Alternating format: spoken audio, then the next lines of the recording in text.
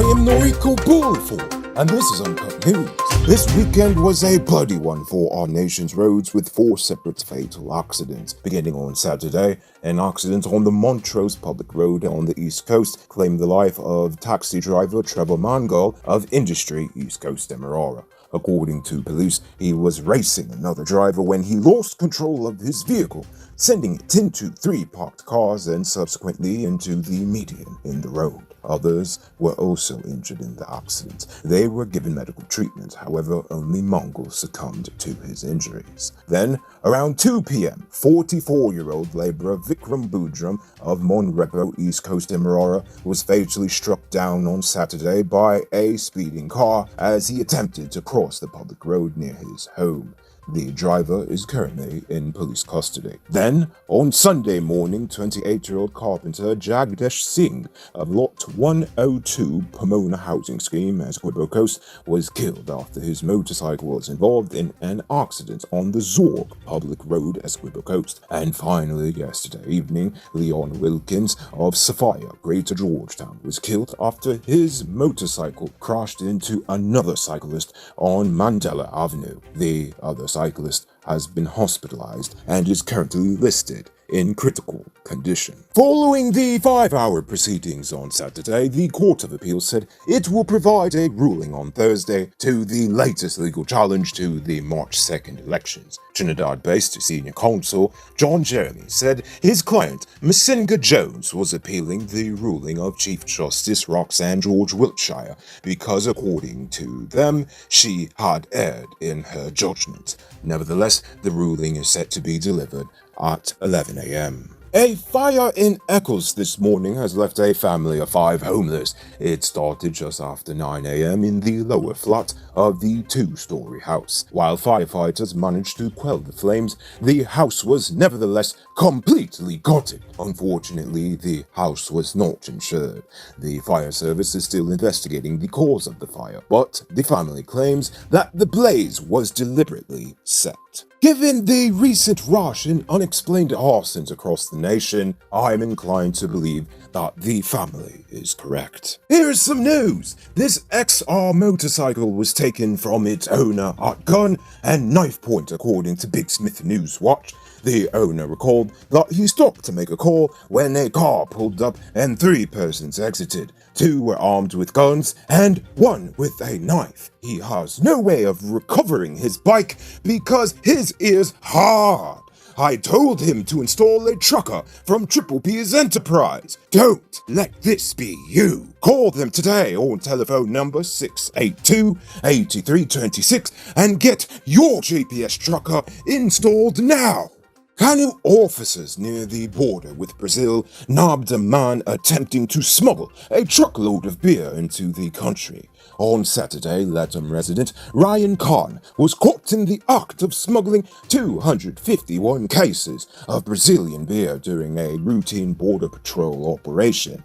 He and the beer were handed over to GRA's enforcement arm. Last year, 26-year-old Marion Darby was accused of attempting to kill a cop with an illegal gun, and recently Darby was able to walk away from the charges scot-free. Magistrate Leron Daly discharged the attempted murder charge against Darby, citing that the prosecution's case was not credible due to the conflicting evidence led by Superintendent Gary McAllister, Police Constable Christopher Cassoon, who's the victim, and Police Constable John Holder. This was several months after the same magistrate had dismissed an illegal gun and ammunition matter against Darby. But do you know who didn't get off the hook? 28-year-old police constable John Holder, that's who. While Darby is free as a bird, Constable Holder will be spending the next 3 months in jail after the Georgetown Magistrates Court found him guilty of perverting the course of justice in the aforementioned attempted murder case involving Darby. According to reports, Holder was the key witness in the matter. However, on several occasions during the preliminary inquiry, Holder changed his statements in relation to the role he played in the investigation. The court heard that while Holder was testifying in the matter, he deviated from his original statements, and he told the court that a top-ranking officer instructed him to change his statement. See? Remember what I said about poor people in the justice system? Exactly. Asymptomatic patients with the Rona are being released from isolation under new guidelines approved by the World Health Organization. Chief Medical Officer Dr. Shamdeo Prasad explained that before they are released, they have to be symptom-free for at least 3 consecutive days. After being discharged, they will be monitored by health officials, and if any symptoms appear, they will have to be isolated. On the 7th day of being discharged, asymptomatic patients would have to undergo a clinical evaluation. You there, thinking of getting into the transportation business? BM can help. Get this Toyota Hiace minibus, aka Pitbull, for just $1.5 million down. Visit their showroom at Lot 9 Crow Street, Georgetown, or call them on telephone number 231-8451. BM Auto Sales. It's your turn to drive.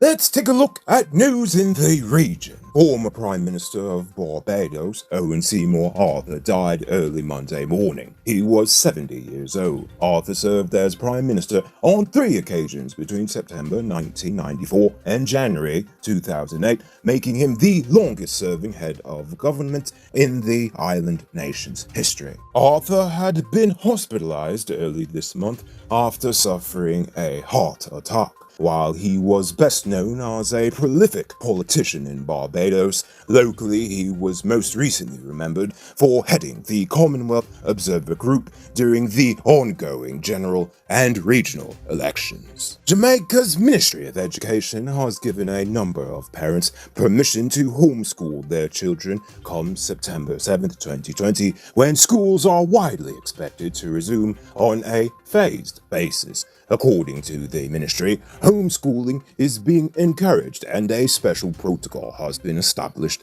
for interested parents. An online petition to nominate Cuba's doctors for a Nobel Peace Prize to praise their international efforts during the pandemic has reached nearly 30,000 signatures as of today. The campaign went further to state that, quote, Cuba is the only country to have shown genuine internationalism during the crisis. End quote. During the pandemic, the Cuban International Medical Brigade, also known as the Henry Reeve Brigade, was deployed to support the healthcare systems in Europe, Africa, the Caribbean, and in other locations worldwide.